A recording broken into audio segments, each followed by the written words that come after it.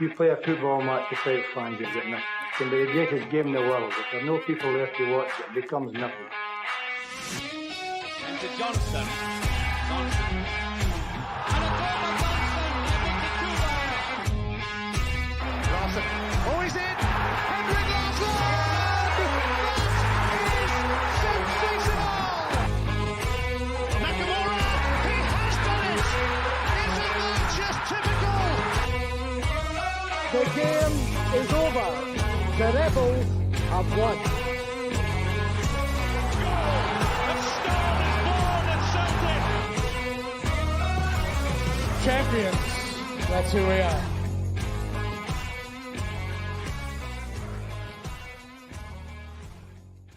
Evening, how are we all? All righty. All good. All good. Back again for another Tuesday. Yeah, we've got a full house. Well, I say nearly a full house, but get Jamesy boy up in the hot seat. He's up the top today. The Dazzler's back for abroad, and the bald boy. The bald boy's back for another appearance. James, Dazbo, and Dale. What's happening? Back that way, Dale boy. What's happening? Good mate, all good. Oh, big Dazbo, Dazbo as well. You better be loving Celtic and sculling cans, my man. That's what I'm doing. That'll do it. Right, so of course, good evening to all the people in the comments that went. Thank you very much. There's Paul, evening to you as well, Paul. Plunge, Street Shutter. Brilliant name, that, by the way. That's me. Boy, Woodsy, Craig White Legend. Pat McLaughlin, Alan Woods, all the guys. They're all brilliant. Love you. Aye, so it's obviously off season now. There's not really much happening, is there? We've not really spoke yet since Brendan Rodgers came out with his official press conference. Dale, I know you have spoke about it, right? So I'll leave you out of this one unless you want to come in at the end. No, mate, you're far in, mate. We've spoken enough shite in the last 2 weeks to last a lifetime, mate. Yeah, I thought I might give you a break. I'll just let you on for the rants tonight. You're taking my place on yours, right? You're the ranter tonight. Dazbo, we've not seen you for a while, mate. So I know you're a big fan of BR and his PR. So let's hear it. What's your thoughts on his conference? How you feeling about him going back? He hit every note, didn't he? He hit every note and he hit it right. The way I see it is, and the way I seen it is like you need to swallow your pride a wee bit at times. He was the best man for the job to come back in. We know what he's done. I mean, the next target now is to overtake the 117, 116. So we don't want an unknown to come in and maybe try something that we've no used to. We know what's happening. We know what's coming in. We know what's good. You know what I mean? So I'm all for it, man. And as soon as I heard that he was a possibility, I was checking the bookies odds every single day to make sure. No, just like when he was slipping away, I was like, oh no. You know what I mean? So he's in. He's in. We know what he's capable of. We know what he can do. You know what I mean? And let's just hopefully he can put us on the same trajectory as what we're on.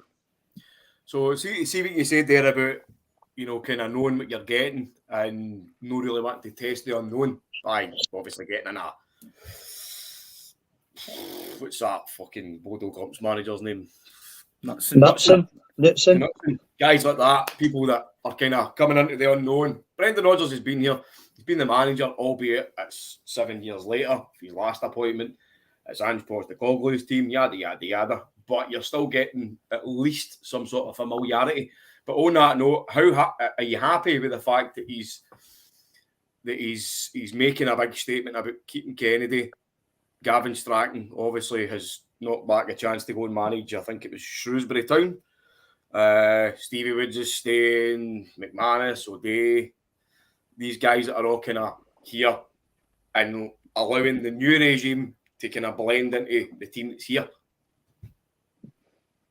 Aye. Well, we're a settled unit apart from just obviously the manager upheaval, which is, as my pal says, is that the trophy day says only Celtic could be on the brink of history and stability at the same time. So he's in. John Kennedy's tried and tested through every manager that we've had in the past, I think, since Jock Stein. So he's been through the lot. He's seen everybody. And they've all loved him. Do you know what I mean? On the series, who was the first person that had him? Was it Stratton at the end, or was it Lenny? Or Dyler? Was that sorry, mate? What was that? The first person to have Kennedy, was it Dyler, or was it Lennon? I think he got promoted to his first role as coach under Dyler. He wasn't an assistant manager, because that was obviously John Collins. But it started off obviously as a player, then he went to be a scout, didn't he? And then he started working with the under 18s, then the B team. Then he was a coach, and then it would have been probably Neil Lennon. Neil Lennon would have been the first time he was assistant manager, because he was a coach. He was a coach under Brendan Rodgers. So there you go. They've all seen something in him that they've kept him within the club. So he's good. Gavin Strachan, for what he does, you know what I mean, behind the scenes, is obviously worth keeping on. I mean, if you listen to every newspaper report that has ever been written in the last few days, we're losing Atati, Kyogo, Carter, Vickers, Jota. You know what I mean? So we're losing. If you're just, obviously they'll know Olive.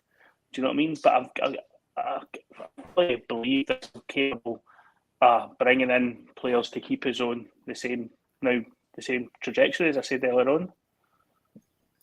James, I'll ask you this question, right? So, rewind it 6 months ago, and you could probably say that the majority of the opinion of the wider Celtic support would have been, if John Kennedy was to leave, you probably wouldn't have been bothered. I'm not speaking for you guys, but just the kind of in general, the kind of general opinion for what I can read it, is that he's a shitey defensive coach. If he wants to go, he can go. He was a shitey interim manager.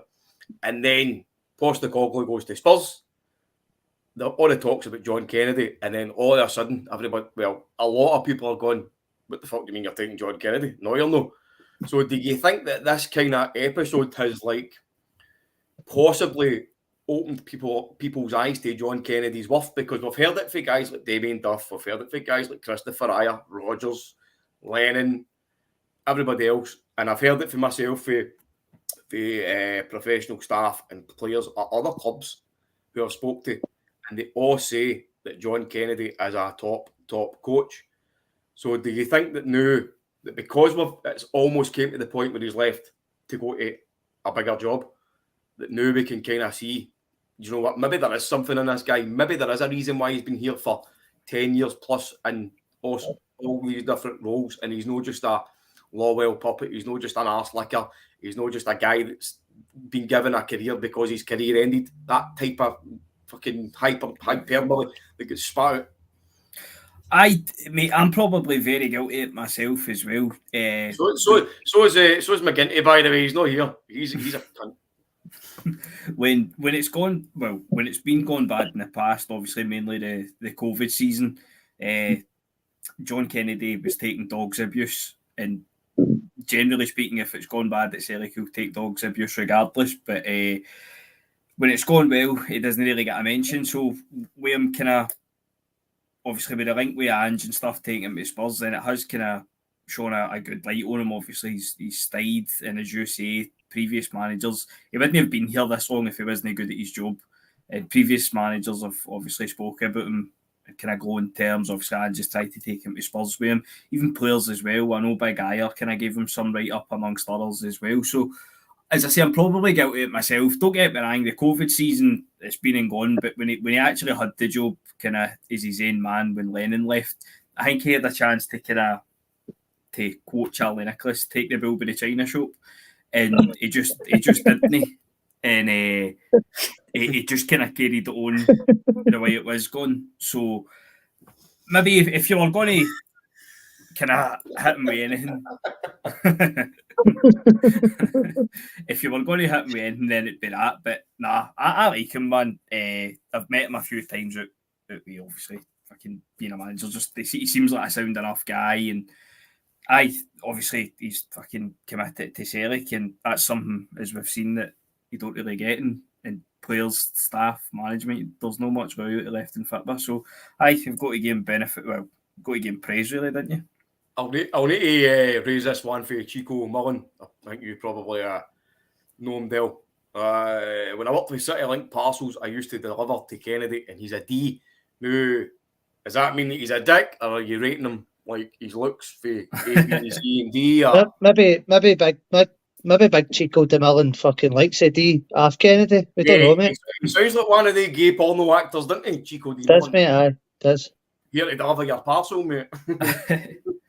As I say to you in the group chat, I done a thing at Parkhead, basically playing in the park, and there's like an ex-player plays. This was a few years ago, and John Kennedy was the ex-player. I've done it a couple of times, and I'll no name the name, but as I say, there was one was an absolute kind of bit of a dick, to be honest. But Come John on, Kennedy, name the name, don't be a shite bag. Right, it was Mark Burchill. Oh. But no, John Kennedy. Sorry to interject. You stop you there, James. I think you're going to need to kind of give the lovely viewers who are here week in, week out some kind of background information into Burchill being a ball bag. It was just me, as I say, the first time I done it, it was John Kennedy and George McCluskey, I think. And Jerry couldn't have been any nicer, just treating it as a laugh and taking pictures with everybody signing shit. Fucking, there was even up at the bar after it. They weren't in a rush to get away. And then the second time we done it, don't get me wrong, you didn't do anything fucking particularly bad, but just comparing it to the first time, it was like it wasn't as accommodating, shall we say. And I just kind of, I don't want to say giving it the big I am, because it wasn't really, but it just wasn't my cup of tea, to be honest with you. But no, John Kennedy, it was absolutely fucking brand new. Couldn't have been any nicer, man. Well, at least we know Jamesy boy is a coffee drinker. Dale, I'm going to ask you this one, mate. Go for it. Back to the press conference, right? I know you've probably spoke about it. To get fucking blue in the face. How did you think that Michael Nicholson came across? Because when I put on Sky Sports, I get straight in for work, put on Sky Sports, seen the conference, right on the fucking Sky Sports YouTube, got it up, brilliant. And the very first man that I saw walking through the door was fucking Peter Lawwell, and I was like, oh no, here we go. This is familiar, this scene, isn't it? So he's come in, he's obviously set the conference up, started it off, and I thought he was almost a bit more camera shy than what I thought Peter Lawwell would be. He was kind of stuttering, very quiet, very sheepish. Then obviously Brendan Rodgers came in, said what he had to say, which I think we're on agreement with. It was well said, ticked all the boxes, and then Michael Nicholson came on, and I was taken aback by this guy because I've not really heard him speaking at all. I think I've heard him saying a couple of wee snippets here and there, but he spoke very, very well and very precise, very concise, and he kind of outlaid the plans, what is happening. It's not a case of, oh, we'll try and make this happen, and it was like, no, it's all going down. Yeah, mate, I think if you get back to even the 80s and into the 90s before Mr. McCann came in and done what he done, there's always been that kind of disdain between the fans and the board. It's always been there. And it's still lingering now, to be perfectly honest with you. Even though the club's in a very, very good place, the kind of rapport between the fans and the boards, it's never been 100%. We're on the same kind of path. Mm-hmm. I think even before Ange, it's just getting better, a wee bit better. And I know we had the Bernard Higgins fucking debacle and a few other things in between, but listen, I think if you're looking for the outside in, and as fans, we don't know what happens in the background with the board and all that, but you have to tip your hat to the guy, mate. You have to tip your hat to the guy. He backed Ange Postecoglou. Before Ange left, he's kind of gave him a big bag of money to spend before he decided to jump ship to the Tourist League. And it looks as if he's going to back Brendan Rodgers as well. So, without knowing the guy personally, mate, in the last 3 or 4 decades, the Celtic fans have never had a good personal fucking tie with the boardroom. So, in my opinion, mate, the guy came across very well. He's doing well. We don't know what's going to happen in the next 60, 65 days in regards to the transfer window, but I don't think we've been in a better place. I really, really don't think we've been in a better place, mate, between the players on the park, the management, the boardroom, and the fans. I really do think we're kind of all pulling in the right direction. So, listen, Mr. Nicholson's done a good job, Paddy. He really, really has. And he backed the last manager. It looks as if he's going to back Brendan as well. So, long may it continue, mate. I thought he came across well. And I think as a Celtic fan, you always kind of distance yourself from the board. But I think we're creeping that wee bit closer to have a wee bit more of a relationship with them. And it's been absolute dog shite for decades. It really, really has. But it feels as if we're getting towards that wee bit more a community between all aspects of the club. Whereas in decades gone by, it's been so distant. But fair fucks to the guy, man. He's done all right, in my opinion, Dasbo. See what you're saying there, right? What you're saying there about, like, us as Celtic fans are opposed to authority.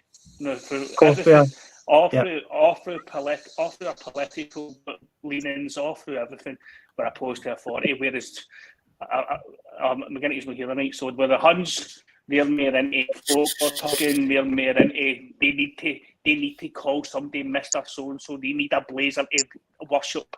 Do you know what I mean? They write everything in their demographic. You know what I mean? So a good board for me is a quiet board. See the ones that if there's a winning team on the park and you're not hearing a single word for them, then that's a good board for me. Aye, great point, mate. Great point. Totally agree with you, mate. Totally agree. See something that's kind of crossed my mind as well, and I get the whole disdain for the Celtic board, right? I think it's justified. I think obviously sometimes they can be blamed just for the sake of it because it's an easy target because they're the guys that run the club. But I think when you need to look back as well, you probably don't tend to mention and credit them when it is due because of that, because there is a kind of underlying disdain for them. So, like, Dermot Desmond has been the guy that's kind of brought in Martin O'Neill. You know what I mean? They've brought in top managers. They've gave Lennon the chance. They've backed him in his first spell. Aye, they've made mistakes like Ronnie Dyer, but then they've rectified that with Brendan Rodgers coming in. They've rectified the Eddie Howe debacle by getting Ange Postecoglou, backing Ange Postecoglou. And now, when Ange Postecoglou leaves, Brendan Rodgers is in the door within 2 weeks.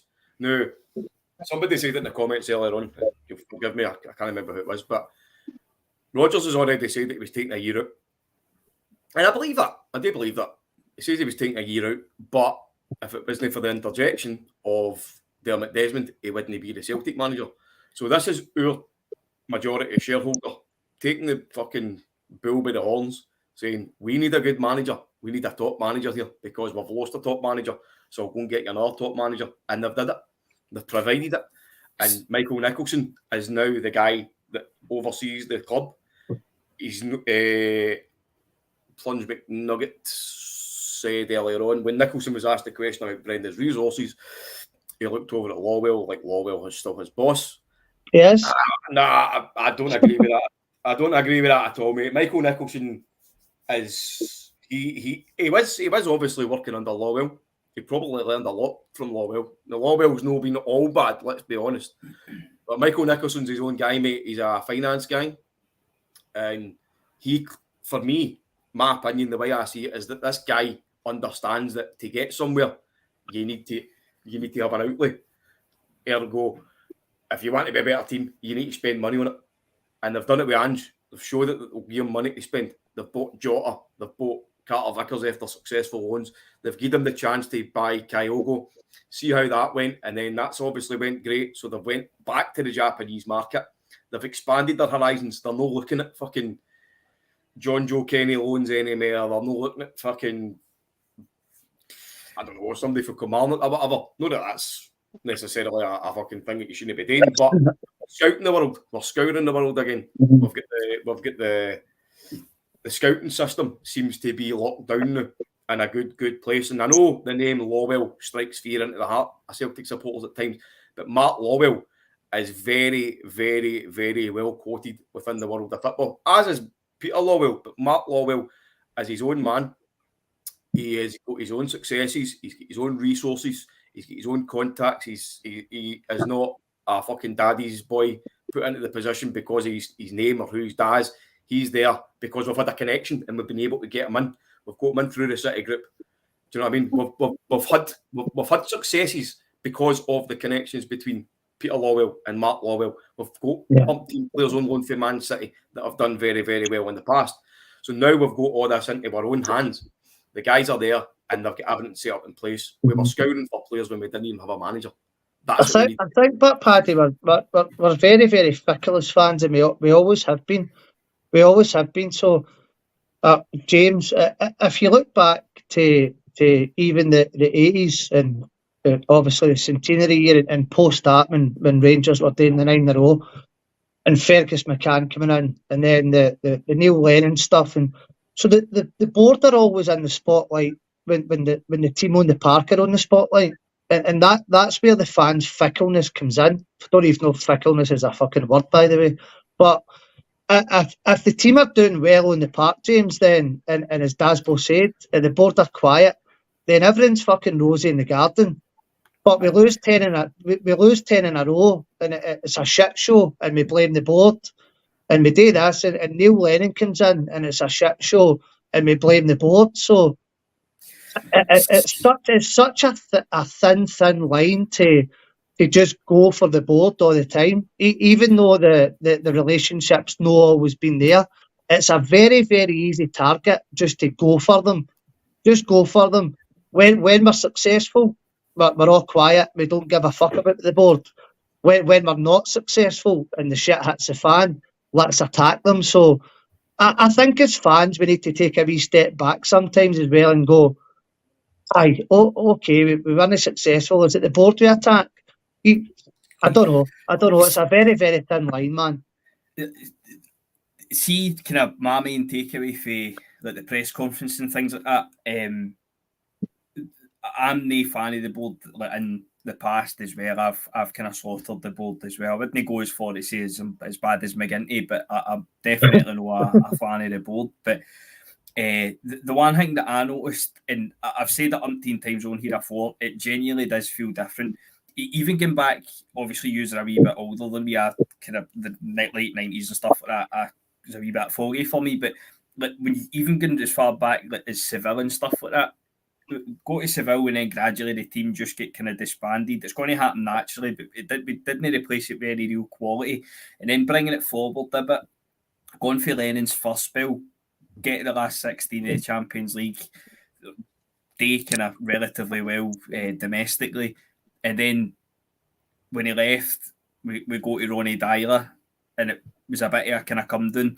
And then going for Dyler to Rodgers is obviously a massive step up. And then we get the success with Rodgers, and in the last season, it starts to tail off again in terms of the signings. We're going back to like loan signings, guys like Shved, there's clear interference there. And then to kind of solidify that, it drops further back down, and Lennon gets the job, and then the shambles that was the COVID season happens. But to get back to the press conference, the thing that I've always levelled at the board is throughout the last X amount of years, they've always been happy to keep their noses in front of Rangers, which of course, that's where you need to be. But let's not just keep our noses in front. Let's be the actual best that we can be. Let's set our own targets and just focus on ourselves. We don't need to look across the city, see what anybody else is doing. If we keep our business in order, then we're going to be the best in Scotland anyway.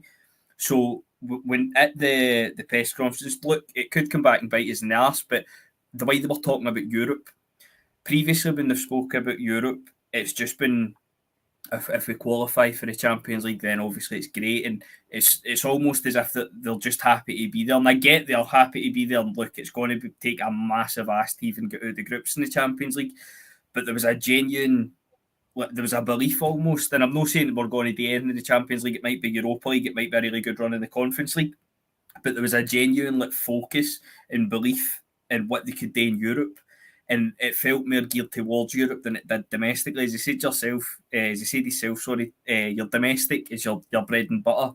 But if you want to push your boat out, we need to go for Europe. And it genuinely does feel, of course, Ange leaving was a bump in the road. That's no MD's fault apart from Ange. But it does feel this time that we're in a position of strength, but we're actively and actively going to strengthen, which is something that the board have never done before. So in that respect, they deserve kind of massive credit. And obviously, I think Rodgers said a wee kind of thinly veiled dig at the board as well in his press conference. He said, I can't remember his exact words, but it was along the lines of he had a few ideas when he was here the last time, and it was good to see that they'd been implemented now for Ange and stuff like that. So I think that's how you kind of thinly veiled dig. So I'm happy. I'm delighted with the way it's gone. As I say, Ange is just that kind of bump in the road in terms of him leaving. I think we would have spent money regardless, but at least they went for a Lennon type appointment. We've actually went for one of the best available, if not the best. So, guys, let me ask you this question first, mate. See, obviously, what James was talking about there about the kind of managerial appointments. Now, how do you think? What do you think the difference is between any manager that's been appointed as opposed to the appointment of Rodgers and Hewitt? And what I mean by that is, generally, Celtic's appointments have been reactionary appointments. Now, of course, Brendan Rodgers' appointment has been a reactionary, and that's because Ange's left, right? But when we've done it, it's because we've been in the shit. Things haven't been going great. Things would have certainly been going a lot better. But Rodgers is walking into the team now when domestically we've overtaken. We've just won a domestic treble. But again, we've no really pushed the heights where we can do in Europe. But Rodgers is walking into a winning team and he can put his stamp on that team. Right. Elevate it. Right, so you kind of just asked me about the point I was kind of just going to make anyway, so that worked out pretty well. I think the difference between Rodgers and Ange, and believe me, I love it. I still love Ange for what Ange's done for us. I don't fault him. You know what I mean? I wish he's just done it like Mark O'Neill done it away back in 2005 and says, at the end of the season, I'm leaving. And then I remember after the Dundee United game in the Scottish Cup at Hampden, I'm walking about, and you felt like, thanks very much. Even banners were saying, thanks very much. But the cloak and dagger stuff I didn't like. But listen, that's just the nature of the beast. But sorry to go off on a wee tangent there. The difference between what I'm hoping Rodgers will bring to an Ange team has been a wee bit more pragmatic in Europe instead of gun-ho. And if you look at a couple of the games in the campaign there, being gun-ho, we got caught out. We played well against Real Madrid at home. We played well against Shakhtar in Poland. That was weird to say. We played well against Leipzig away, I think it was, when we were unlucky. And it was just stupid mistakes. Mind the one where we get away with one and then Joe Hart gifted one. 2 seconds later.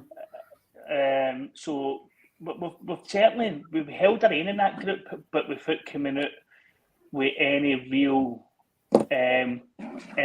credit, any real. Do you know what I mean? We went toe to toe with every team and we get beaten narrowly or convincingly. So what I'm hoping is with Rodgers is being a wee bit more pragmatic, not like defend when you need to defend and attack when you need to attack, whereas Andrew's just attack. So, I think as well this time it's probably somewhat a case that Rodgers has got the ball by the short and curlies because they wanted him, they chased him. So if they're chasing him, he says, well, listen, if you really, really want me to come, if you really, really want me to put my year holiday into the back burner, then this is what I want. This is what you need to give me. And they've clearly went like, right, okay, listen, there it is, we need to give it. Yeah. I don't think there's any world on any wage where Brendan Rodgers would come back to Celtic and work under the same kind of conditions and board structure and everything that he did the first time round. as I say, the wee kind of dig at the press conference kind of plays a part in that. Obviously, Mark Lawwell going in, get praised after Rodgers as well, and I think there will be money to spend, and there's clearly been, I know obviously, as I said before, it's the same faces in different places, but it clearly is making a difference if Rodgers is coming back. And I mean, we can call Rodgers the snake, the rat, we can call him what we want, but time's been kind to Rodgers with how it ended up. And as I say, I don't think there's any chance he comes back to the same circumstances that he left under. I think the old saying is, and I'm sure I said this on your pod, Dale, you know what I mean? Let he who is without sin cast the first stone. Do you know what I mean? But listen, we've all done wrong, we've all jumped ship at some point. It's just that is what it is, isn't it? Football's a short game. Aye. Listen, I'm no different for probably 99.9% of Celtic fans that despise the guy for leaving when he did. I just think just being that wee bit fucking older, as James fucking said earlier, he's a lot younger than us. I think he was just getting a wee dig in there, like listening to you three old cunts. I think you might say a lot younger. and he also said he was the best candidate for the job. So, I agree. I totally agree with James. I don't think he comes in and works under any kind of restrictions or whatever it was under the old regime or whatever the new regime is. That he's obviously been gave a lot of fucking stuff for the new board now, saying there's 30 million quid, there's 35 million quid, whatever it may be. He who casts the first stone, 100%, Paddy. I'm backing him, mate. I hated the cunt when he went. I was full in the rat, get him to fuck. I hope I never see him back. Looking at the candidates and the best thing for the club going forward, it's Brendan Rodgers. It's fucking Brendan Rodgers. It's as simple as that. And if you look at you said there, Dale, you back him, right? You've got to back him because see that there, mate. Yeah. That's what we all back first and foremost. Yes, right? mate. So the guy's in the door. He's been given the job, so we need to back him, right? Regardless of what you think him, what you thought him at the time. I was the same camp as you, mate. I was raging when he left, and as far as I was concerned, he was a rat, right? Yes, mate. Just something I want to put forward to you, right? See, if you look at anything that Brendan Rodgers has said about Celtic since he left, it's all been positive. It's all been nice. It's all been, I had a home there, had a great time. The fans are brilliant, this and that. You tried to do an accent there, Paddy? What's that? You burst into a wee accent there. You tried to do an accent there? Oh, I was no, that's me trying to put on the post presenter's voice because Gav isn't here.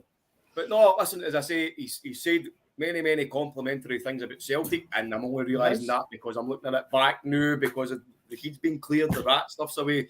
But then you look at people who have been Celtic heroes and Celtic icons and haven't they left the club at bad times and haven't they done this and done that, and they've went and bad-mouthed us at every fucking point. Andy Wanker, who you know I hate, who will no longer be fucking rating our ears on Sky Sports. Charlie Nicholas, a guy who was fucking hailed as a Celtic hero, always talking shite about us. Chris Commons. Anybody else you want to mention, they all talk shite about Celtic because they're all chasing the fucking Queen's coin. Rodgers hasn't done that.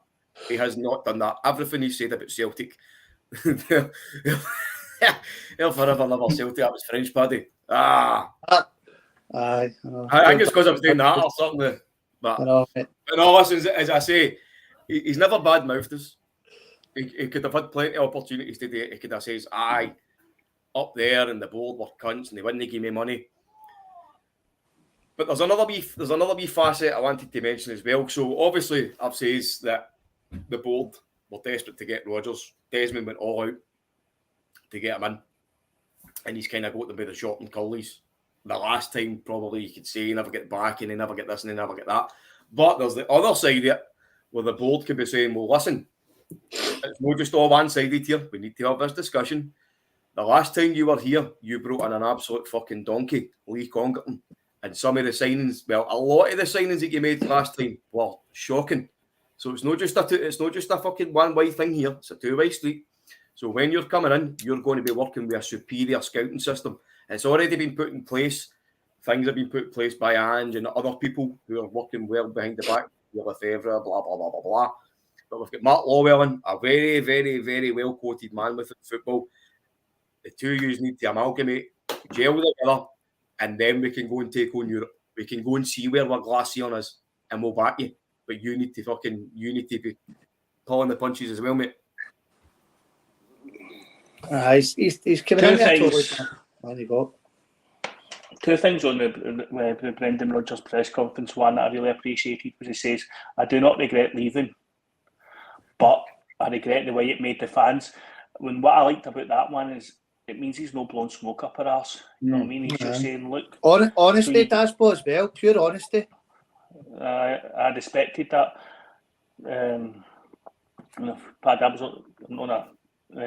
So I that one, and Brendan Rodgers is like he's working a different regime.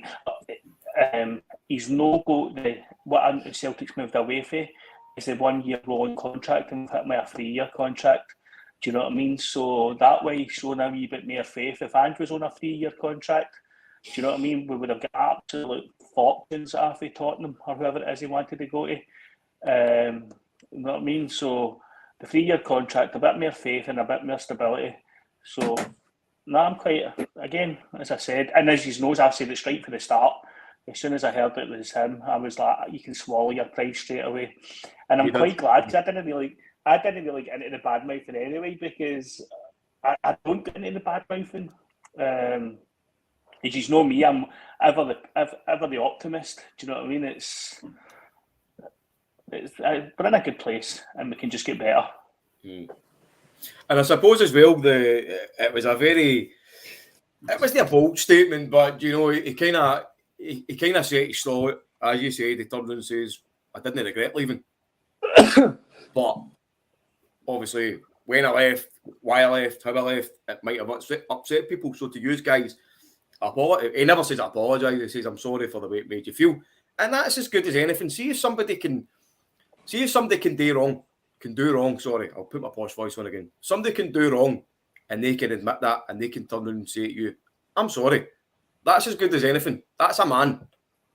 That's a human being. That's as big as anything. It takes a lot of guts to sometimes say sorry. And whether or not people think he done it as a show or as a fucking bit of flamboyance or whatever, I didn't get that vibe. I got the vibe that he was very, very honest, very truthful, straight to the point. There wasn't any fucking flabbergasting or any of the Brendanisms as we've heard all the years. It was just, this is the way it is, that's the way it was, and let's go home with it. Let's get to work and let's try and be the best, very best that we can be. And I think the big thing about that as well was that he was bold and brave enough to turn around and say, "Listen, I've signed for 3 years.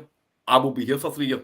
Unless, what was it? He says, unless they've emptied the tank. Unless fucking Notts Forest come in for me. Unless the Saudis start fucking flashing the cash. That's a fucking red flag though, if ever you've seen, man. That, for me, that was in one ear, not the other. I mean, we're going to be sitting here in a year's time going, I fucking said last year he was here for 3 years. The way we're doing managed, do you know what I mean? So I think your shelf life for a manager, if you're going to be successful, is going to be 2-3 seasons at the most. So if you get Which is all right. Exactly. If you get 2 or 3 good seasons, similar with a player these days, and they move down south or whatever, then fair enough. If he's here 3 years and he's massively successful and walks away at the end of his contract, good luck to him. But to get back to the first time, obviously when he left, he doesn't need to apologise. I think everybody can understand him leaving to go to England, and obviously Leicester at that time was probably quite an attractive kind of proposition for a manager, but the one thing that I don't think you can ever really forgive is when he left, because I might be wrong, but I think Leicester came out and said that they would have waited. Their season was basically finished when they appointed him, and they would have waited to the end of the season for him. So I think a lot of it will have been a bit of a kind of get it up you to the board, and obviously we've kind of 8 days. Rodgers. Yeah, I think 8 days is what it was. I think when you look at it realistically, without your Celtic hat on and without how you felt at the time, and I think if you go back and you relive what he done, then you'll always feel the same. But I think if you look in other fucking aspects of life, Dasbo, James, Paddy, we've all made a country something at one point in time. Take Celtic totally out of the equation. How many second chances do people get in life? I think because we're such a high profile club, and the trajectory we're going on at the time, and Brendan's here for 10 and all that kind of stuff. It was so publicised, and the fans were so involved, and everyone was going towards the 10, and it was all this and all that, and it was fucking everybody was going this 10 in a row stuff and all that. And we ended up with fucking when terrible, he left. When he left, it was like, oh, fucking dirty that, and then we done the 9, then the Lennon stuff and all that. Like, I don't know how many second chances I've had in life. A million, man, a million. Even after my fucking good lady and with the nurse. So I think with the high profile club, and I think Dasbo and Paddy maybe can relate to this more than James, because he's a young buck. But you look at how good we were and how bad we were as a club, and it's such a big fucking cycle. It's such a big cycle, and who's to say that this won't turn around again, and Rangers will win a few league titles, and the 60s, the 70s were good to us, the 80s, other than the centenary year, weren't so good to us, the 90s were horrendous. Getting into the Martinelli era was good. Rangers come back, and it's such a big cycle, and we've said it so many times, Paddy, that the young Celtic fans nowadays are so spoiled with success. 17 titles in 23 years is unheard of. Absolutely unheard of. Even going back to the early 1900s, totally unheard of. So I just think you just need to look at our domestic dominance since the turn of the century. Do you know what unbelievable, I mean? mate. Not even the turn of the century. For the not even the millennium. turn of the century. No. It's since the 1960s. Rangers have only won more leagues in a decade as the 90s. So the 60s, the 70s, the 80s, the 90s, the 10s, and whatever we call these now, we've won more titles than them in every year, barring the 90s. Barring David Murray cheated, souped up, with money they couldn't afford, that they ended up paying with their lives with. So, no, listen, and it's good, because the one that you give it, I'm a big fan of no credit in Rangers with it being the same team, because I'll know, right, and I will die on that hill. But if we can take over, say, their two combined 117, then I would absolutely love it, not me, because.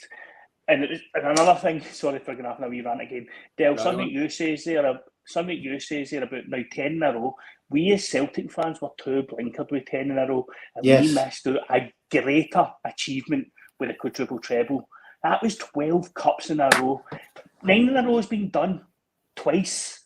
It's been done by it was done twice by then. It was done by Celtic, Jock Stein, and it was done by Walter Smith, and then obviously done by Neil Lennon, if we're going to give him the credit for getting it over the line.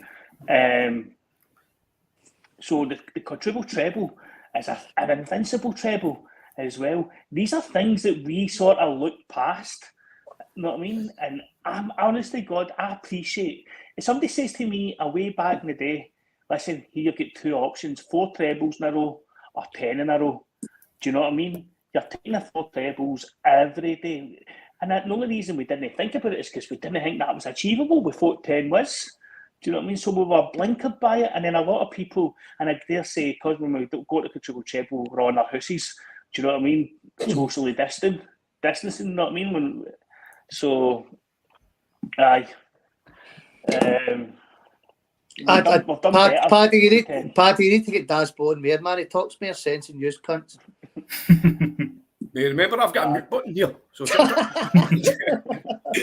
hey, listen, I'm just looking at the time there. It's getting on quickly. So just before we move on to the next part, which I'm sure we're all fucking delighted to talk about, I need to do the plug. So of course, we're on here every Tuesday and Mace post matches, but we're also on Patreon. there it's there. It's a subscription service. It's lots and lots of extra content that you don't get on YouTube. There will be a shitload of stuff going on it very, very soon. But now it's kind of daily blogs, audio recordings as well. But there's going to be a lot of stuff coming on. So this platform, this pod, jump on there. You can subscribe. I've not got the tier system set up yet. That'll be sorted very, very soon. But if you want to jump on, 10 or 30 quid and 90 quid, Paddy. Aye, but that's the ones where I get my balls out. You know what I mean? That's the feet floaties and all that. Only fans Jungle Gym Saturday night. Aye. Only bums. So if you can, jump on, give us a wee bit of support, wee subscription. If you want to fling us a wee donation, it's up to yourself. But there will be lots of content on it. But anyway, I won't bore you with the details. There's the link there. I'll leave that up. You can check it out. Jungle Jumps Podcast, patreon.com. Thanks very much if you check that out. I'll share that on the pod Friday, Monday as well for you, mate. Thank you, mate. Right, the moment we've all been waiting for. Let's see if this fucking... That's not even the worst one, Paddy. I know, mate. I know it's the quickest one I could find. I was struggling to get actually looks not too bad. So there it is. As you can see up there, I better give a shout out to footyheadlines.com because I've still got the new home kit has been leaked and unveiled, and I'll try and find a worse one for you. I'll try and get another one up, but there it's there, mate. Well, there it is. There, aye. So it looks as if that's definitely going to be the home kit now. No, it is, mate. It is definitely. Right, well, there you are, 100%. It's a new home kit. So I, here, personally, I'm going to dub it the Lizard Lions kit because it's fucking got scales on it or something. It's horrendous. It's got to be one of the worst efforts I've seen in a very, very long time. It's shocking. And to the viewers... Give your opinions. My God, as somebody said it's a scaly back for the snake, and a tip to heart for the snake coming back. I tell you what, it would be good if it's the release of that Celtic put on their page. Is that the one Celtic put on? Aye, that's the one they put on their page. So that compared to the actual top, which is just. So it's just horrific, mate. It really is. So what's the other one? The one with the white out badge. What's that? They leaked a kit, right? They leaked a kit, and it's fucking beautiful. It is absolutely beautiful. It's a very, very plain, solid hoops, white badge. The white Adidas things and the white badge, right? And it was supposed to be about. Kind of 150 years ago or something when Celtic wore a I think it's the first year of the hoops was 1903, so I think it's the 120th anniversary. By the way, Nicole Mackay, you watch your language. We don't swear on here. Fuck's sake, behave yourself.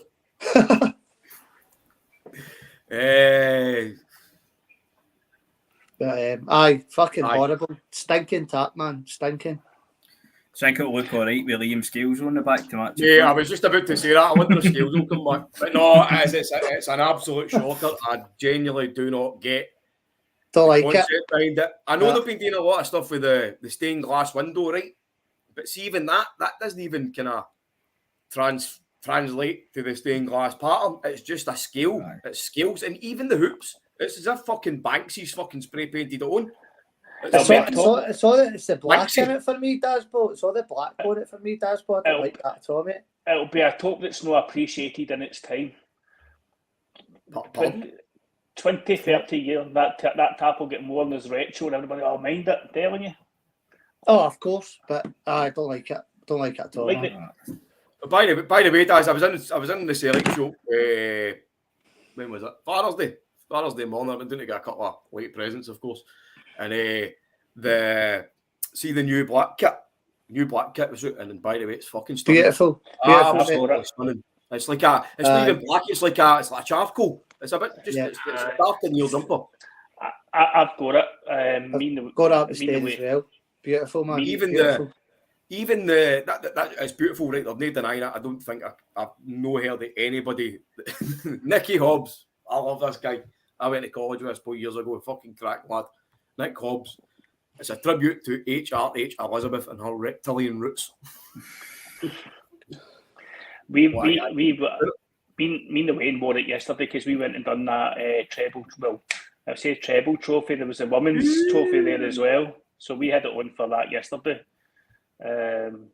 So got our photos taken with the 4 cups because the women's Scottish Cup was there. Did you see the goalkeeper kit as well? It's like a lime green number. It's really nice and all. Goalie taps are always belters, man. Mate, have you seen this other fucking new kit that's supposed to be the third kit? It's like it's like a turquoise kit with a big fucking thumbprint on it. Aye. Have you got a picture of it? It's one of them, mate. No, I've not. You need to get Hoggy involved, Paddy. I actually quite like that one. How's he foot up again? Aye, he likes a thumb. Aye, up the bum. Hoggy's a man, mate, for the kind of background pictures. Nah, I've not got a Scooby, but aye, that's a nice tap as well. I know what one you're talking about. I've not seen it. It's nice, man. It's nice. And I'm not seen everything. So I don't know how I've missed this. I see dead people, Dasbo. You see Rangers, I know.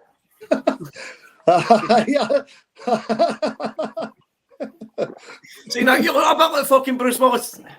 I know, mate. Maybe know the new. I'm speaking a wee bit better than him. He's got more teeth. Look, James, man, he's that fucking. He's that. Who's this man? It's not that. I'm going to be a bit horrible here, but see when Bruce Willis finally snuffs it, do you think he'll die hard? Oh, Jesus. Jesus. I thought that was one of you that kept for the Friday night on the CSP party. I know, mate, I'm sorry. You know we get fucking snuffed out quite a lot, so aye, don't do that. That's me, so, mate. That's me cancelling my Patreon fucking subscription, the Paddy. aye, but you keep the only fans on your account. So anyway, fucking die hard. I know. Sorry, mate. Sometimes we go off the tangent and I can't help myself. But so I was going to ask you a question, right? And I'm currently sporting mines, right? So this one's for the viewers as well. Taxi for Muller. By the way, Bruce Willis was in a taxi in the third one as well. I can remember. Yellow one. That's the one, mate. Big yellow taxi. Oh no. Fuck's sake. It's turned into a Bruce Willis fucking pun night. Bruce Willis was out in Moonlight. Very good. I like it. Aye, so what is your worst ever home kit and why? Right. I'm wearing mine now. I've got that up the stair, mate. The collar's bad crack. It's this bit here. It's fucking mental. I don't even know why there's just a big white gap. Well, I think you'd messaged me for it, and I thought you were just talking kits in general, but I think James and Dasbo had backed up the both kits I said, which was the broken hoops with the white through it, and can't remember what else I said, James. The People's one. The People's one. Aye, the one with the red, white, and blue in the middle. Aye. There, Kevin Moon. There you go. Aye, that one, Kevin. That one. Aye, that one there. By the way, know what? It's a nice tap into it without that People's. Aye. But without that in the middle, it's a fucking classic, I think. No, of course, that one there. Does that top remind you of your man that played up front? Andy Payton. Stuart Slater. Andy Payton.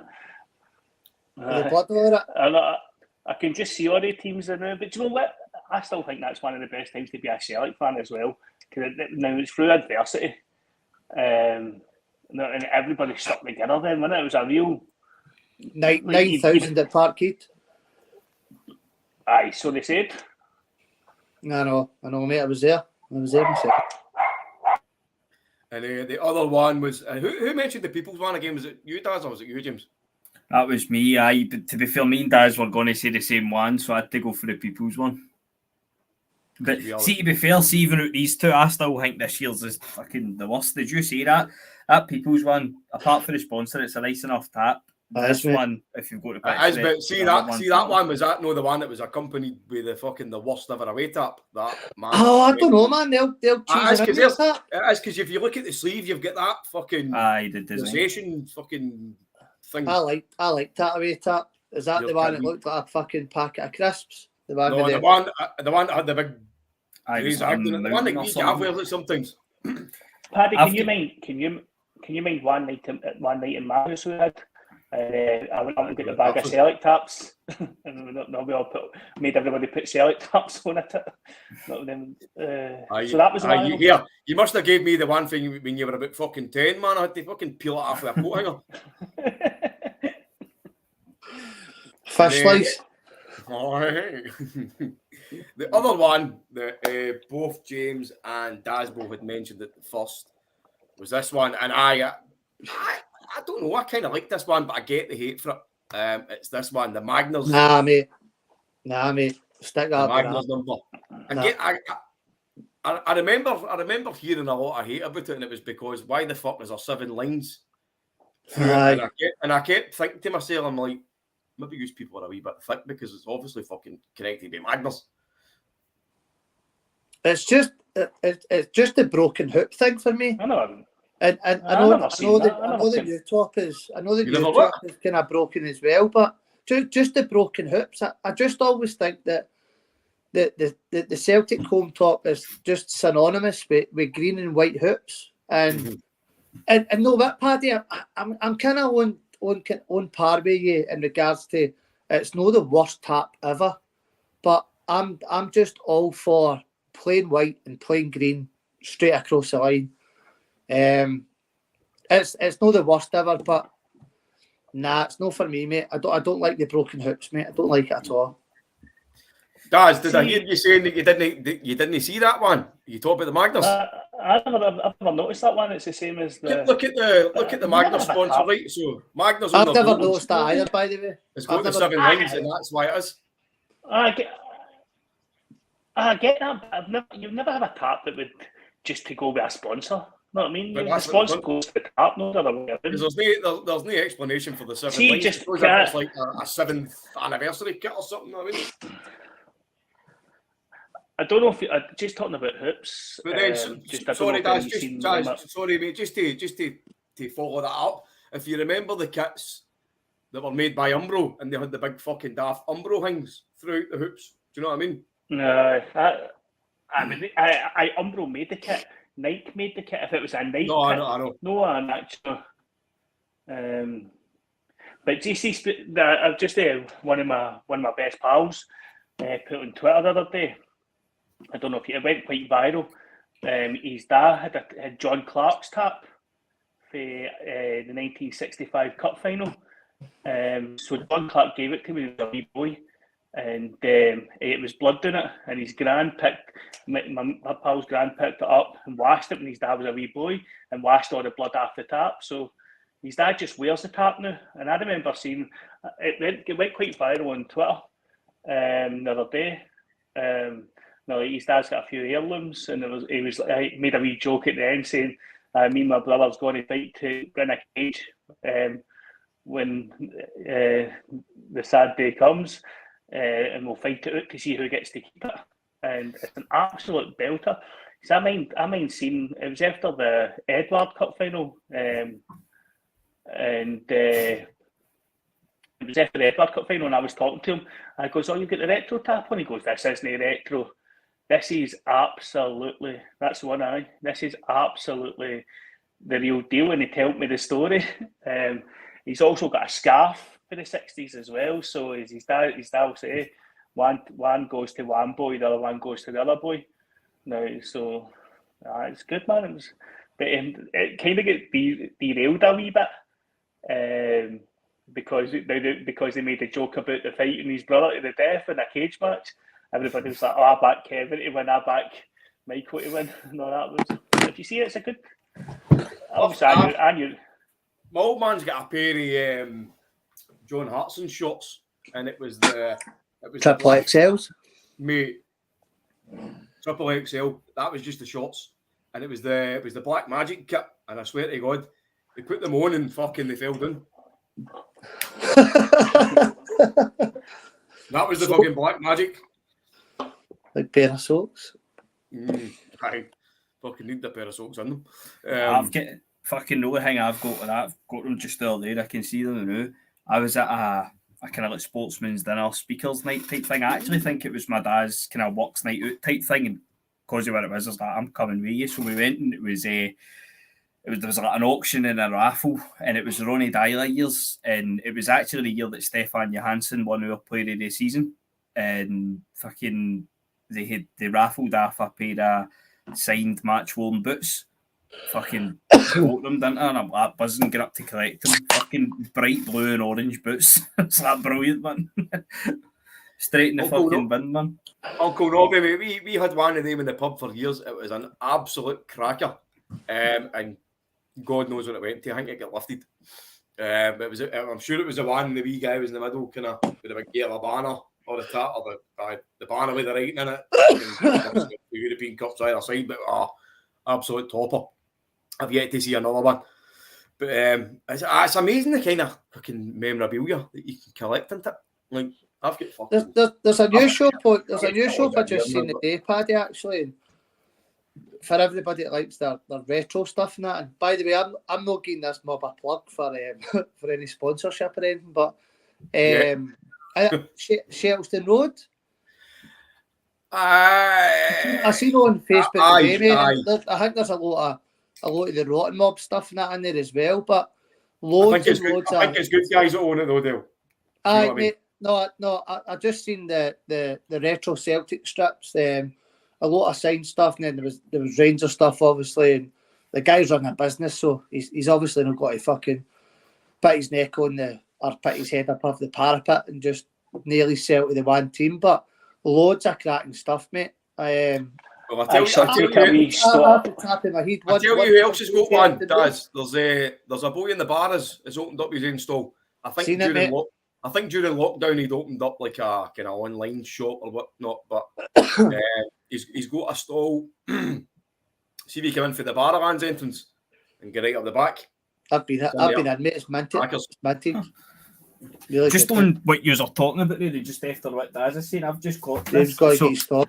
Fucking we cleaned out my dad's loft, right, and half on all these up there. This ties in with what Daz was just saying. So this is a picture, right? It's like a newspaper cutout, but it's signed with Billy McNeil. But I've just caught that at the bottom there. See that, Daz? Your tap with the blood on it and everything. Oh, brilliant, man! Just seen that there. I've got it again, James. If I'll reflect half the screen, no need to take it back a wee bit. Oh, I can see what porn you were searching, by the way. Aye. Is that big black chicks or big black dicks? I can't make it. No, but honestly, I've got a couple, man. That's Tommy Gable signed a lot. It's just fucking bits out of the paper. We were cleaning out my dad's loft and we just found a box and it was full of them. Fucking just That's sat up there for years, didn't have a clue they were there. I was like, aye, I'll take him. Brilliant, man. He said, the funny thing was, if you read through his thread, and when I heard his dad tell the story, he goes like, he met John Clark years ago, and now he's an older man now, and he goes like that. He goes, "Oh, I've got your tap for that," and John, he's like, "Can I get it back?" He's like, "No."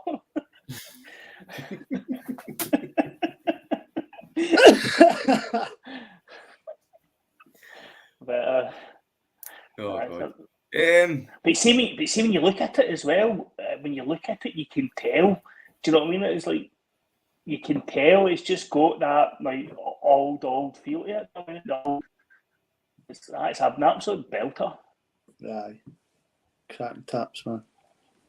So that's the fashion part of the show. Over, didn't we? So just to kind of round it off, right? I skipped over it to get to the strip because a lot of people were in the comments fucking asking about it, so we delivered. So obviously we've signed one player already. It's the wonderfully named Odin Tiago. What a name, innit? It's like fucking Norwegian, Spanish, English. He looks a decent player. I've only obviously seen clips of him on YouTube, and he looks to be one of the players that could be a kind of box-to-box player. He looks almost like a more athletic Turnbull in terms of being faster. So that's one guy in. It looks as if the wee Australian dude is coming in. What's his name again? Marco Tilio. Marco Tilio. He's definitely no Spanish, but I just done it that way for some reason. Maybe Italian. But I thought it was Castle Milk. Hey, Marco. Milk. Marco. Aye, Robbie guys at the door. Castle Milk. Robbie guys at the door. Is Mark Thompson there? No, my name is Marco Tilio. You know, I've seen a couple of clips of the wee guy. I know he looks good. Looks at business, by the way. The only thing I would say is, right, and I know I've kind of been harking on about it all the course of the season. I still think our squad is a bit diminutive, shall we say, kind of small. I would like us to get bigger, stronger guys. And I seen a photo of this wee guy standing beside Messi getting a cuddle. Messi's about 5'7", maybe 5. Even if he has that, by the way, 5'6", 5'7", and this wee guy is at least 2 inches weirder than Messi. And I think he's wearing high heels. So who is it we're signing? Fucking Marco Smith. Sam Smith's wee cousin. Don't even let's not let Paddy get into a rant about Sam Smith. We've had it in the CSP, so move on. By the way, I won't go into one rant about this fucking degenerate bastard. I've got a wee niece, right, and she's got a phobia of Sam Smith, right? So what I'll do? I knew I. No, she says she can't sleep if she sees an image of Sam Smith dressed up as a fucking pork chop or something, right? So what I'll usually do is I'll usually jump onto Google on my phone and I'll Google Sam Smith and I'll find the most repulsive, worst photos that I can find, and I'll send it to her just before bedtime, and she'll message me going, "You'll obviously know spare." She'll be like, "I can't get to sleep because you bastard." So just a wee. Anyway, I'm moving on to that. So, Odin's in the door. I think he comes on Thursday. Thursday or Thursday? Thursday. I'm where he is. Sorry. That's the kind of jokes this young man pulls it. Non-binary pork chop.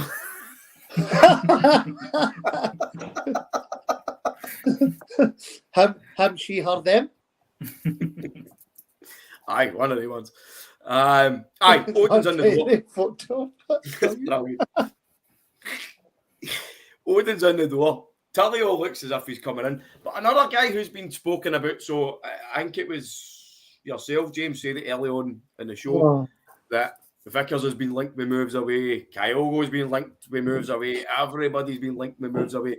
And another one that cropped up maybe 2 days ago and kind of built up a wee bit of speed in the press was Hatate going to a Saudi team. Now, his agent, I think it was, has come out and said today. Aye. Load of shite. I need to bring this one up first. Them, Chester.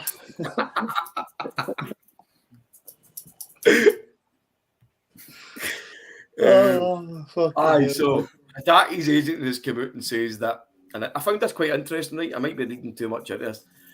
He said that Hatate's future does not lie in the Middle East, it lies in Europe.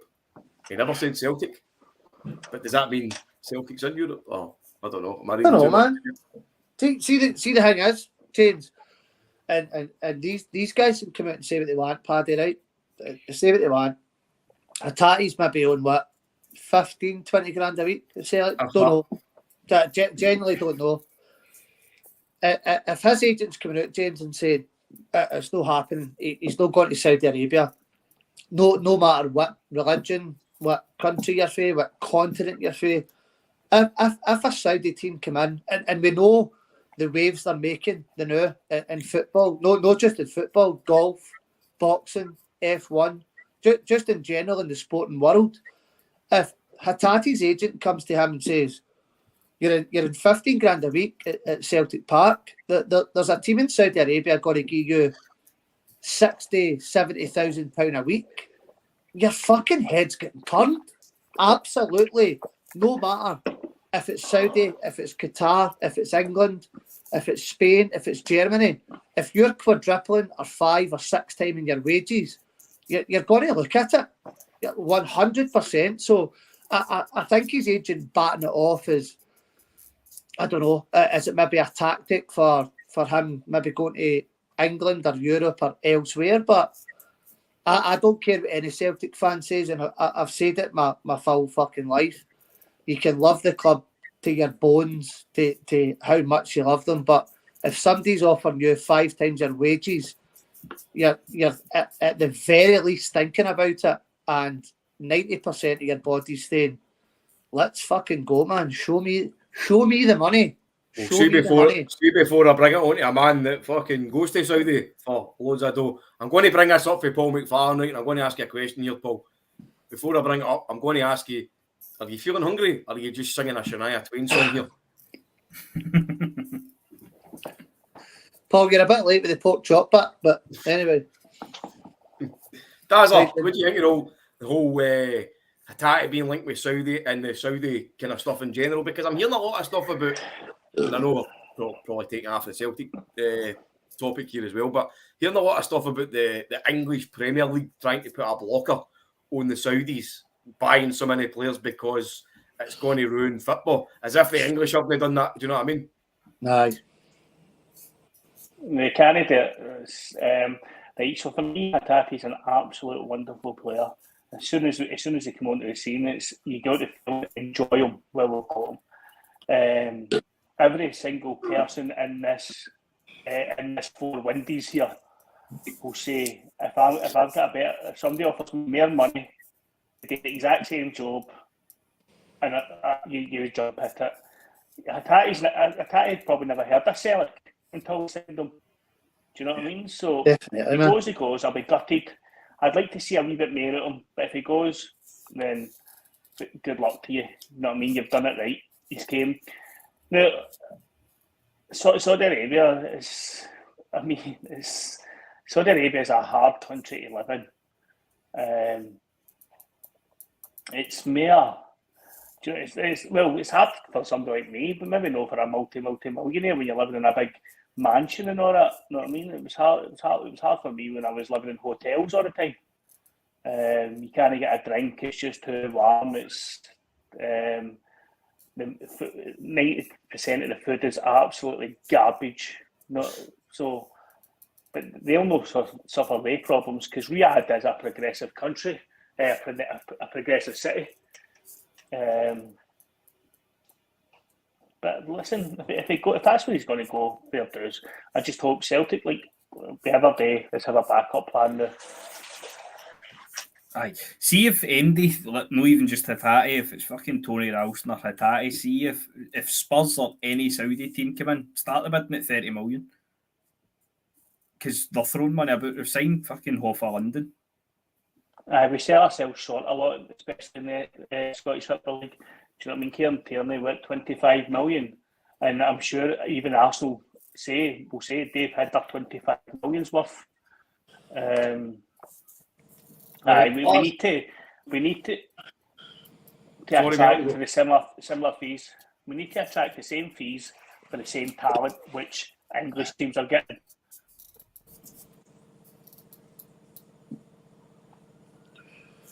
Right, last comment after you then, Dale, before you need to bounce off, mate. And then kind of before we... I don't know, what you want me to talk about?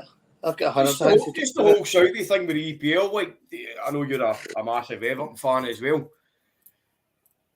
Grace, Damari Gray is one of the guys that have been linked as well, and I think at the start, Paddy, you looked at the Ronaldo stuff. Obviously, Messi kind of fucking went our mind, went to Inter Miami, but I dare say he's still making a few quid out there. But mate, I don't even think it's a generational thing. I just think it's money. It's money. No matter. I think Dasbo touched on it there. No matter what walk of life you're in, if you're a bin man, if you're a bricklayer, if you work in the railway, if you're a joiner, if you're fucking a swimming fucking instructor, no matter what walk of life you're in, If somebody offers you 2, 3, 4, 5, 6, fucking 10 times your money, you're not even going to think about it. You're going to go. Rio Hatate is a young guy who, I agree with Dasbo, he's a fucking phenomenal football player. I genuinely do think that he could play with a Man City, he could play with a Liverpool, he could play with a Real Madrid, he could play with a Bayern Munich. I really, really do think he's got that ability. But the wheels of fucking time are changing big time. And this isn't just a thing that's been creeping in the last fucking decade or so. Money's been creeping into football for the last maybe 50 years. In the 90s. Aye. And now, obviously, I think, obviously, the English Premiership, the Italian League back in the 90s, the French League in the last couple of years with Nice have been throwing a bit of money about. PSG are doing it. Bayern Munich are doing it. Barca and Real Madrid have always done it. So I just think it's human nature, mate. And I don't speak for Rio Hatate as a person, but if I'm at Glasgow Celtic and it's a team I love and I'm in 15 grand a week and somebody offers me 60, I'm away. It's a very, very short career. If you break into a first team at 20 years of age, you've got 15 years up your cuff. 15 good years. If you're lucky, you're fucking right. One injury, mate, and you're done. And Kieran Tierney's maybe a good focal point to talk about that, Paddy. Look at the amount of injuries that lad he had at Celtic. Look at the amount of times he was injured. He was 18, 19 when Ronnie Dyer gave him his debut at Ross County away, maybe. James, he's fucking, his knowledge is 10 times better than me at Celtic. And then injuries through Brendan Rodgers, injuries through all this, and then went to Arsenal, won an FA Cup, injuries after injuries after injuries. But signing 4 and 5 year contracts at 120 grand a week, set for life. Rio Hatate could do the same at the start of the season with Celtic and be injured. Or do you look at the Saudi stuff and go, 150 grand a week, catch you later, I'm out of here. Can you tell that boy that spelt Larson, spell it right? That's sacrilege. Anyway, listen, I'm going to bounce anyway, Paddy. Dale, thanks very much, mate. Appreciate you coming up with it. If you're kicking about Friday, mate, and by the way, the CSP Friday night will be back 9 o'clock. 9 o'clock Friday morning, the SPL fixtures will be released, so that's what we'll be talking shite about. Do you want me to come live to Santa Ponza on Friday? Absolutely, mate. Dasbo, yourself, James, and all the boys are always welcome. Paddy knows that. So, Santa Ponza and Friday night at 7 o'clock, Big Dasbo with the tit suit and a pint of sangria. So, listen, guys, God bless you. Thank you very much again for having me. James, Dasbo, Patrick, God bless you. Take care, guys. You too, Dale. See you later, mate. See you later, guys. Right, last comment then, and then we'll wrap it up. If he's all right with that, just a wee kind of pondering thing, and it's about the whole Saudi thing. So first and foremost, again, it's a hypothetical situation. One of the points I'm going to make. So first and foremost, do you think that do you think that there's a bit of I don't want to say racism, but do you think there's a whole thing about like, why should the Saudis be able to come in and buy up football when really English football has done that? English football probably been the biggest criminals at doing that, you know what I mean? And they're getting people into all over the world, Russia, China, America,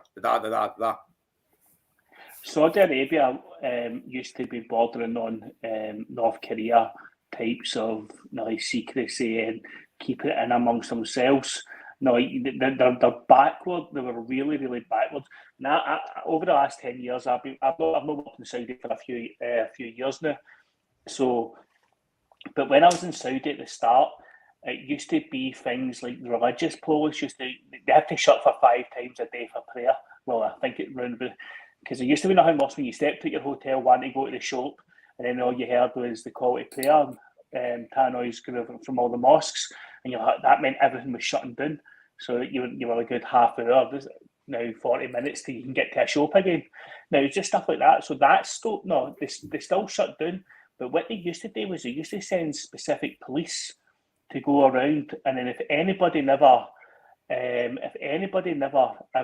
shut down, then you could get arrested for that, for not shutting your shop on time. And your restaurant, you couldn't know what I mean? It was, especially like during Ramadan and stuff like that, it was a very, very strict Muslim country. But the new Prince Mohammed Sabine, I can't remember, he's very progressive. All right, he's been involved in a lot of shit and he's involved in a lot of corruption, but listen, it's Saudi Arabia, that's what they do. Especially the one, I don't know if you heard about the journalist that get took to the embassy and get murdered after this. And apparently the Crown Prince was supposed to have been watching it. But what he's done, he's come in with a more so women are allowed to do a lot more than what they used to be allowed to do, because women can do driving in Saudi Arabia. Up until 4 or 5 years ago, women fucking can't drive here, mate. They couldn't drive in Saudi. They can now go to sporting events on their own. They can never do that. They can go to the cinema on their own now. Before they couldn't do that. So, and then you look at the stuff that he's had like Joshua fighting over there a few times now. He's opening Saudi up to the world. I think he wants it to be a wee bit, because I think he's seen Dubai and Abu Dhabi and Bahrain. He's seen their countries and he's seen their countries progress. And he's like, no, I want a bit of this. You still can't get a pint in Saudi. You know what I mean? But I dare say they're looking into bringing that in, like hotels. I think you need a bit of a 5-star hotel in there. But again, it might happen soon. It might not. But they're trying to bring Saudi into the modern day. Which it's still, to me, it's still a backward country. It's still a backward country to me. And I haven't been there, but also having seen the progression of it, it's gone in the right direction. But still, I don't ever want to go back there to work. Right, and the last point to yourself, James, so obviously wanted to get that perspective off of Daz, because you've been there, you've seen it, you've done it with your own 2 hands and 2 eyes. A hypothetical one for you, James. How would you be if, for talking sake, Saudi backers come in and they offered 100 million to buy, say, like some sum that could be princely to the club? Would it bother you, or would you be in the camp of, no, absolutely not? I think I'd be in the camp of absolutely not. Fucking Michael Nicholson's at the wheel. But in all seriousness, so, I mean, like, fucking, you seen what it was like when Peter Lawwell was the man. So I know it's really Dermot Desmond, but imagine if it was anybody else. And just to get back in terms of what you were saying there about like the English and the Saudi League and all that, you've got to remember the English were, I know there was kind of controversy about it as well, but they were kind of happy enough to welcome Newcastle's owners in. And I think, I mean, tell me if I'm wrong, but I think there's some link for Newcastle's owner to like the Saudi, is it the Saudi Public Fund or something like that? It's like basically like the government. So they were happy enough to welcome them into England, but now it's essentially roles reversed and they're taking a lot of their players. Obviously, they're it's mere Sky in it, feeling threatened. But no, in terms of what you asked me, no, I don't think I'd be up for that. I wouldn't really. That's kind of selling your soul on it. Wouldn't be for me. So obviously we've got the Emirates facing Celtic Park. So you wouldn't be happy if somebody brought in lots of funding to Celtic Park and renamed it the, I don't know, the fucking Jihadi had or something. I've said for ages, the renaming thing doesn't really bother me because everybody's always. By the way, sorry, James. I just seen a glint in that man's eye there down at the bottom. See if you even dare come out with a fucking name that I think's going through your head now. I will come down to the house and I will fucking slap your bum. Parkers will always be Fuck Parkers. Celtic Park. There is no such place as Parkers. Parkers sounds like something for Windsor Castle. Do you know how that came about? No, I don't want to know, but tell me. Scotland were about to play England at Celtic Park, and Wayne Rooney was getting interviewed, and now obviously Wayne Rooney's been he was always a bit of a Celtic fan. Now he sees Wayne's jumping about in Celtic kits, and Wayne Rooney before it, he goes, "It's always been my dream to play here at Parkers." And it's like, yes. And then a lot of Celtic fans just adopted it, and it's up. And I think the more that people oppose it, is the more that the people like me push it. Do you know what I mean? I've never. I think my real Celtic Park with Keithman said that. Keithman, fuck. Was that Mario? Fucking hell, Keithman. Like Kevin. Is this a seance? It's always been Celtic Park to me. But Parkers is brilliant because it riles cunts, and I love riling cunts. Right, it does, mate. It riles me up, Stephen. I hear you saying that. Honestly, Parkers. No. If I ever get the opportunity to use it in front of you, Paddy, I do. And you just gave it to me. I know you do, mate, and I keep biting like a shark. And I saw your wee face there. I just saw your wee eyes lifting up for your can when I mentioned about Celtic Park getting renamed, and you're like, oh. Well, my big pal's just slagged me saying I've got a face for the radio. So I was replying to him there. You'll have a fucking face for the Royal event start. Listen, 106 I'm watching. Plenty more before that. It's been a good night. We've not really had much to talk about, but as usual, we find shit to talk about. Go off on tangents, we talk the talk.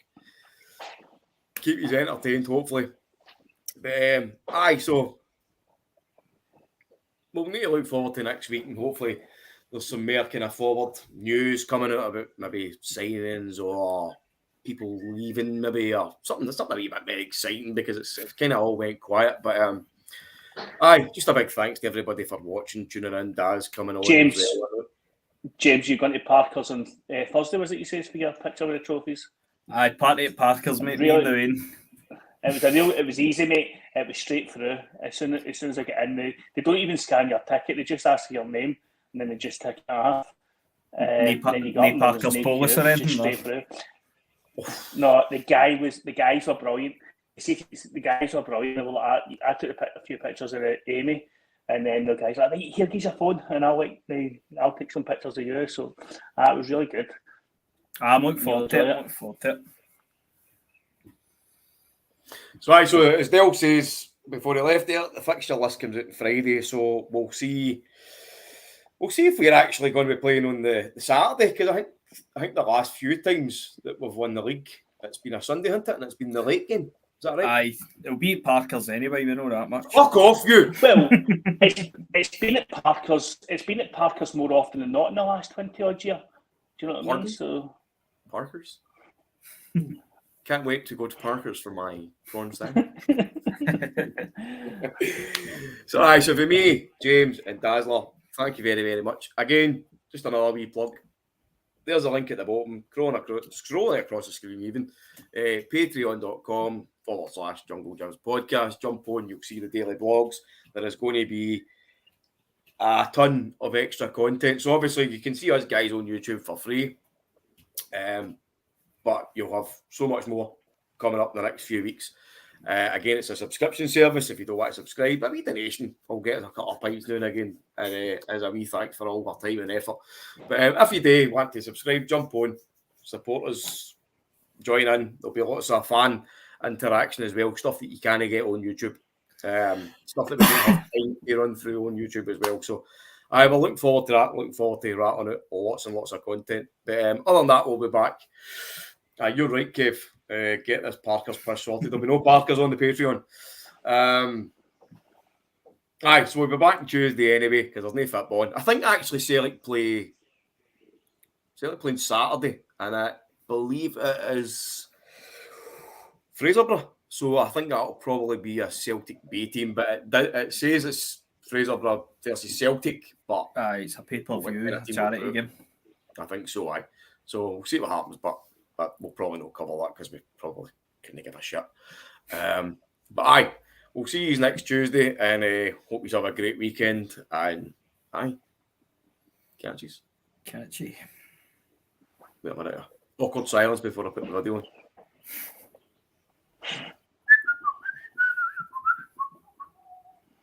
Never get this week.